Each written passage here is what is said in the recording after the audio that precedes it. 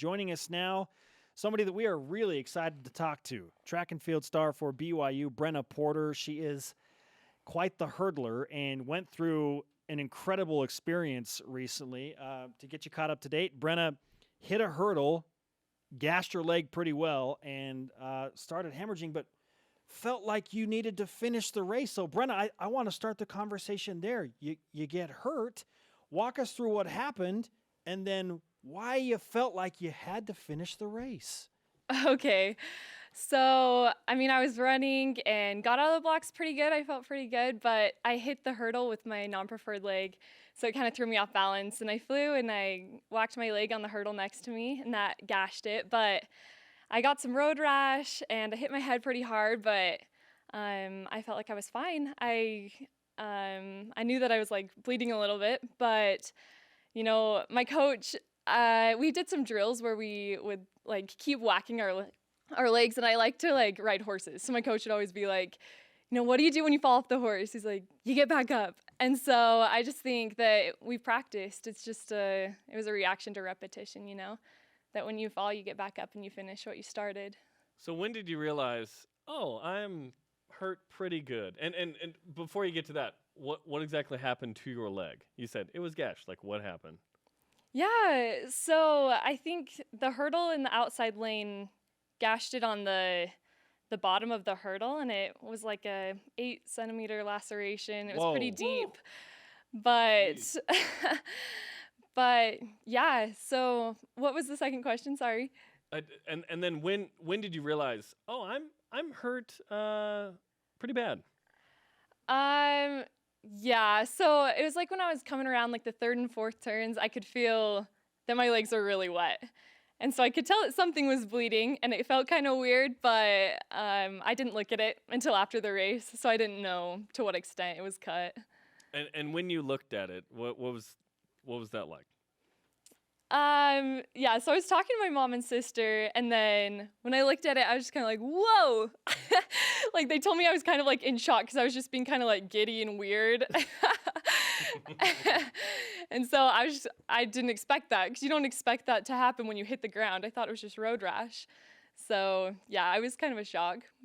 Well, I know that BYU Sports Nation collectively views what you pulled off and what you did as like this crazy heroic moment. And I don't know how many people would get up and feel like I've got to finish this race, and the emotions that go with that. But what has the reaction from teammates and fans and those around you in the sport been like since you finished this race? People have been so kind. All my friends have been texting me, asking how I'm doing, and people have posted things on Facebook saying that's like inspirational. I really have just been thinking about it. I really don't feel like it's that inspirational. I feel like when I'm looking in the library at people studying all day, or watching those distance boys do their workouts, I'm like, that's inspirational to me. But it's been really awesome to see how kind people have been, how they've reached out. Did you think, hey, maybe I shouldn't have finished the race? Was there any thought in that direction where I was hurt pretty bad, maybe I shouldn't have? Or was it like, it was good that I finished this race because you need to finish what you started? Yeah, I love running. That's what it's all about. I think it's more about the struggle.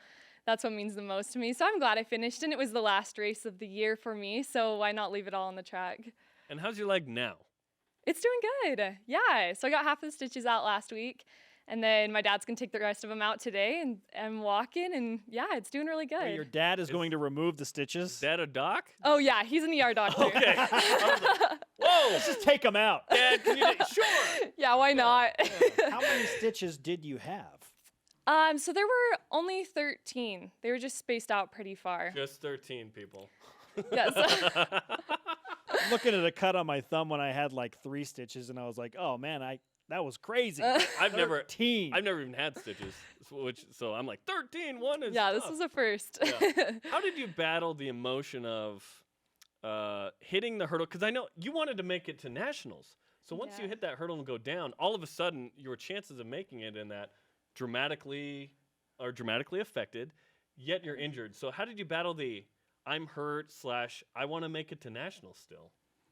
Yeah, so that was definitely the first thought I had when I fell. I think that's probably why I wasn't thinking about my leg. I was just like, oh, I'm not going to make it to nationals, dang it. And I think afterwards, like, that was the main thing. Like, when we were in the trainer's tent and stuff, like, they were being so awesome and so nice, and I knew that they would fix it up. I wasn't really worried about my leg, but I did get kind of sad because I knew I wouldn't be able to make it to nationals. So, but I think it's good motivation for next year, you know. I'm only a sophomore, so we'll go get it next year. I'm gathering that you're an optimist, Brenna. Is that okay? The I smile mean- throughout this face. interview tells me. And Ed Eyestone joined us Wednesday from Eugene and said, mark it down. Brenna Porter's going to be in Eugene next year. Oh. What does that feel like to have that confidence from your head coach? I mean, that means a lot coming from him. He's amazing. He is an inspiration. So, I mean, I think that gives me motivation to work hard for it. And it'll be good going into training next year, having the end in mind, that's the goal. Now, to put this in context, you were ranked in a position that would suggest you would have made it to nationals this year. So how much do you pay attention to those rankings, and what are your, I guess, goals in that regard going into next season? Yeah, so I mean, obviously I did pay attention. I watched it on TFers where it was ranked, and I was excited going into regionals knowing that I had a good shot to qualify. But yeah, I think every year is different, and you just have to come to it with a new mindset every year that you're going to give it everything you got because you never know what's going to happen. You may stumble over a hurdle, but Exactly. then you got to finish that race. Like that was a tremendous story, and it's cool to hear about what you did, especially kind of at the end of the season for all the sports. I think it's just a cool story to kind of end the sports season. So thank you for finishing that race and showing all of us, hey, finish what you started. We appreciate it. Oh, thank you. Brenna, let's give you some BYU Sports Nation karma for The unstitching. yes, for one, the unstitching by Dad. Yay. Good luck with that. And for everything you have moving forward in track and field. We're looking forward to your next race. Oh, thank you so much. We would also like you to sign our Stretch Y flag behind us. We have a tradition of all of our in-studio guests doing that, so if you wouldn't mind us Wow. giving us your autograph, that'd be great. Okay, thank you. She's all wrapped up on her leg.